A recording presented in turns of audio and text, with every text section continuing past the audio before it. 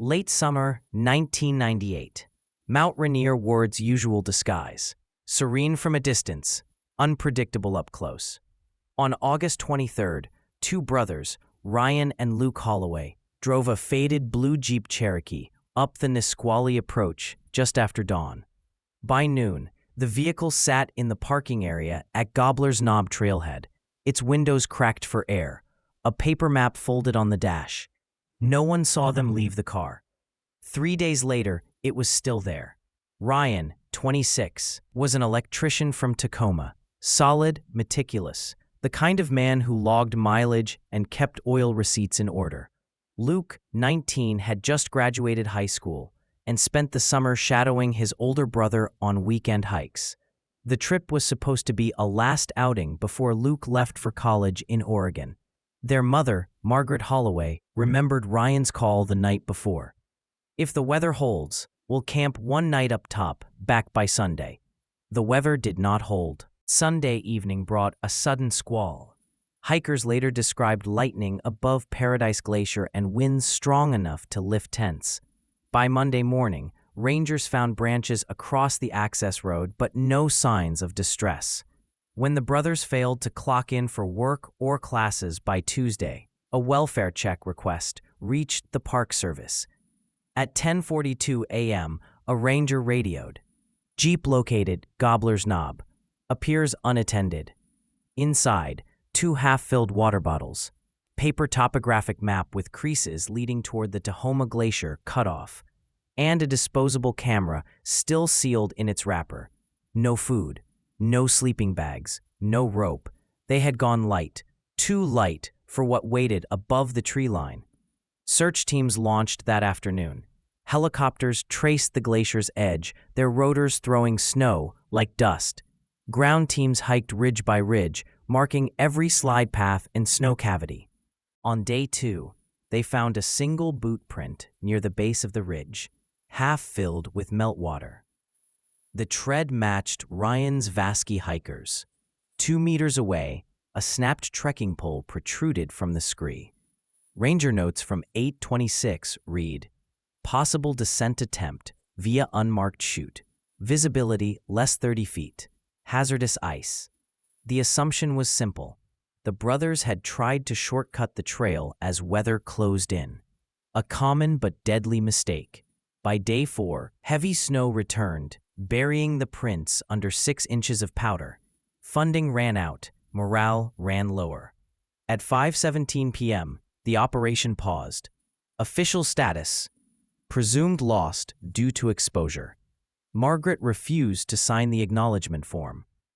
She came to every annual search renewal, bringing coffee and laminated photographs, saying the same line to anyone who would listen. "My boys knew this mountain. They wouldn't just vanish." Early September 2023, a small recovery team flew in by helicopter. The glacier had receded nearly 40 meters since the late 1990s, revealing new bands of debris and meltwater channels.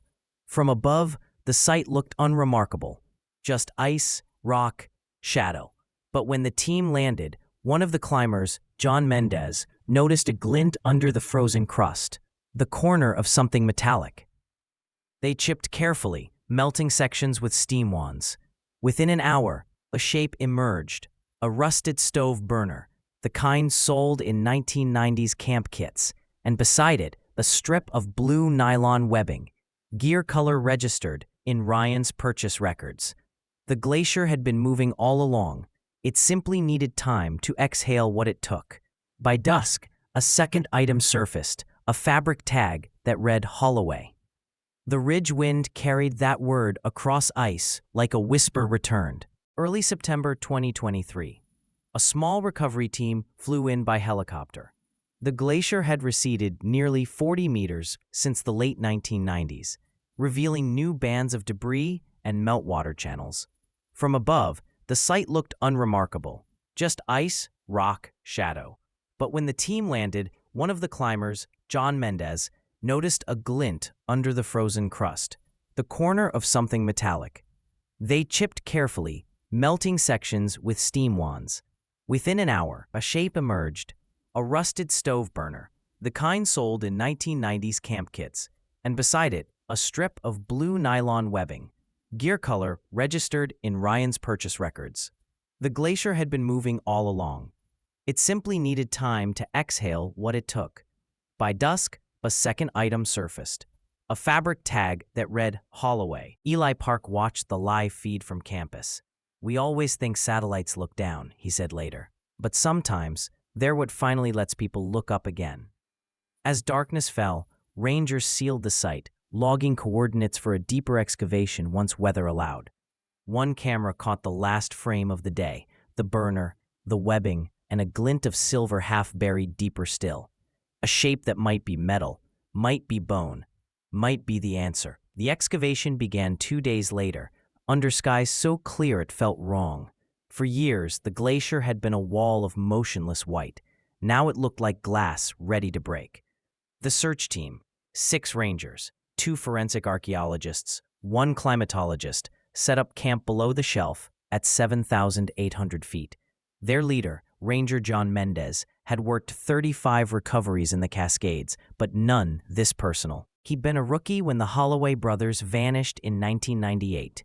He still remembered their mother standing outside the ranger station, holding a photo in each hand like a question no one could answer. By mid-morning, they marked the anomaly flagged in the satellite image. The metal glint turned out to be a frame buckle, titanium, from a Gregory pack made between 1997 and 1999. Near it, embedded in ice, lay a torn section of a fleece jacket and a nylon strap with faded lettering, R. Holloway. The tag was confirmation, but the discovery only deepened the silence around it. John radioed the find. "We've got personal effects at depth 1.6 meters, continuing extraction." The glacier offered up the rest slowly, as if reluctant. The team used heated probes to melt away layers, millimeter by millimeter. Beneath the jacket came a metal mug, a film canister, and a fragment of notebook paper sealed in ice. They thawed it under a warming plate inside the tent, ink bleeding in veins of blue. Only 4 words were legible: storm past, staying put. The timestamp, faint but there, read August 24th, 1998, 6:12 p.m. Leah Mendez, the lead forensic archaeologist and John's wife, stared at the note for a long time before speaking. They survived the first night. Outside, the mountain rumbled, the sound of meltwater tunneling through unseen veins. Every few minutes, a small rockslide answered in the distance, like thunder too far away to matter yet. By evening, they uncovered a sleeping pad, a single glove, and what looked like a collapsed bivouac site, a shallow depression lined with stones and fabric remnants. John crouched, brushing snow from the edge. "They dug in here," he said quietly. Classic survival position. But only one pad, only one glove. At 17:45 hours, thermal imaging picked up another heat shadow 2 meters downslope, a dense core that could be rock, could be bone. Leah steadied the probe, melted down another foot, and touched something smooth. She cleared the surface with gentle strokes, revealing a human hand, curled as if still gripping air. The team stopped talking. The wind filled in the space for them. The first body came free at 1912, skeletal, preserved by cold, still wearing fragments of a blue jacket. Dental comparison later confirmed Ryan Holloway. His right boot was missing. The left was twisted under him, laces still tied. Next to him, the handle of a broken camera tripod jutted from the ice. The tripod's serial number matched a 1998 REI receipt, still in park archives. They bivouacked overnight beside the site, rotating watch shifts as snow hissed against the tents. The glacier creaked in the dark like an animal turning over. Every noise felt ancient. At dawn, Leah resumed the melt. Less than 10 feet away, the probe struck fabric again, this time bright red, the synthetic kind used in late 90s rain jackets. It peeled up like a flag. Beneath it, the second body lay face down, smaller, hands tucked under the chest, as if bracing for impact. Luke Holloway. His pack strap had torn loose. Inside the pack, 2 uneaten protein bars, a first aid kit, and a photo of the brothers at Mount St. Helens the year before. The photo was sealed in a plastic sleeve, edges crisp, colors preserved like memory refusing to fade. The official report would later call it a short slide entrapment, a fall of less than 20 feet onto hidden ice, compounded by overnight temperatures below freezing. Ryan had likely sheltered his brother until exhaustion and hypothermia claimed them both. The broken tripod was near Luke's body, the camera itself gone, perhaps crushed or swept into crevasse melt decades ago. When the extraction was complete, the team laid both remains side by side on insulated tarps. Leah whispered, "Brothers, even now." John just nodded, jaw tight. He called the ranger station. "Tell Margaret Holloway, we found them, both." There was silence on the line, then static, then a thin voice, "Thank you." They airlifted the remains down that afternoon. The glacier closed its mouth behind them, as if sealing an old confession. Back at base camp, while packing up equipment, Leah noticed the film canister they'd retrieved earlier. It had thawed just enough to check. She opened it under red light in the tent and inhaled sharply. Inside were 6 exposed negatives, water-damaged but intact. She could make out vague outlines, mountain silhouettes, sky, 2 figures standing in sun. The last frame showed only snow and shadow. She told one reporter who caught her outside her home, the mountain didn't take them. It kept them safe until it was time to bring them home. The site was marked with 2 wooden crosses before winter closed in again. Snow buried them within days, but the coordinates remain: 46.84 degrees north, 121.76 degrees west. On clear nights, satellite images still show a faint discoloration there, a scar of thawed ice that glints silver under moonlight. Like 2 small stars that refuse to fade, spring 2024 arrived like an apology. The snow melted early, and for the first time in 25 years, the Holloway Trail reopened all the way to the ridge where the brothers had fallen.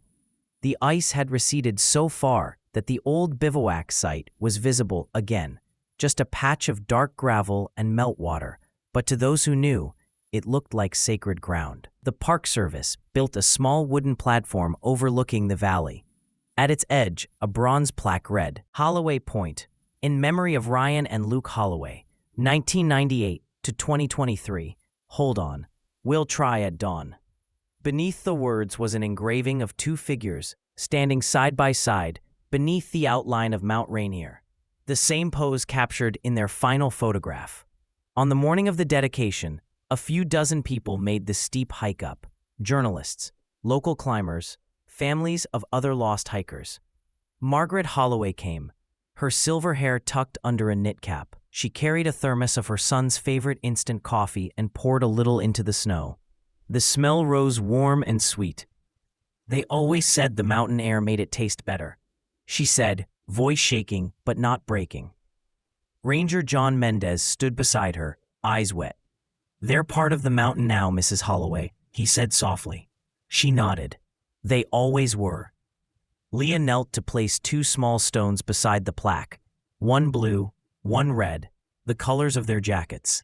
Around them, hikers had begun leaving tokens of their own: gloves, compasses, patches, even old photographs of other missing climbers. A ring of quiet humanity forming around tragedy. Later that afternoon, a sudden gust lifted fine snow across the ridge. For a few seconds, it looked like light itself was dancing. Cameras clicked, but Margaret just watched, smiling faintly. "That's them," she whispered, always chasing the sunrise. When summer came, the visitor center unveiled a permanent exhibit. Inside a glass case sat Ryan's handwritten note: "Storm past, staying put," and the final photo recovered from the glacier. The image had been carefully restored, colors softened by time but clear enough to show their faces. Beneath it, a single caption read, "The Holloway brothers, found together 25 years later. A looping video played beside it, narrated by Ranger Mendez. His voice cracked on the last line. Sometimes the mountain keeps its secrets, and sometimes, when we're ready, it gives them back. Visitors lingered, silent. Children pressed their faces to the glass. Couples held hands. Everyone left with the same quiet understanding that stories like this weren't just about loss. They were about patience and the strange kindness of time. In September, Margaret stopped by one last time before the first snow. She sat on the bench, overlooking the glacier, watching the evening sun bleed gold into white. She imagined Ryan fussing with his map, Luke joking about the coffee, their laughter rolling down the slope. She took a breath and whispered, "You waited for dawn. I finally made it to see it." As the sky deepened into violet, the ice below caught the light, glowing softly like a lantern beneath the earth. Two faint beams reflected from the melt pools, parallel, unbroken, side by side. Margaret closed her eyes. "Home," she said simply. And for the first time since 1998, she did not stay to watch the mountain fade. She walked back down the trail, leaving behind two suns, a sign, and a place that no longer felt like loss. At night, when satellite cameras passed over Mount Rainier, a bright silver reflection blinked briefly from the glacier ridge, the memorial plate catching moonlight, a flicker small enough to miss, unless you were looking for it. Those who were said it looked like two stars sitting close together, never moving, never fading, watching over the mountain that had held them for a quarter century.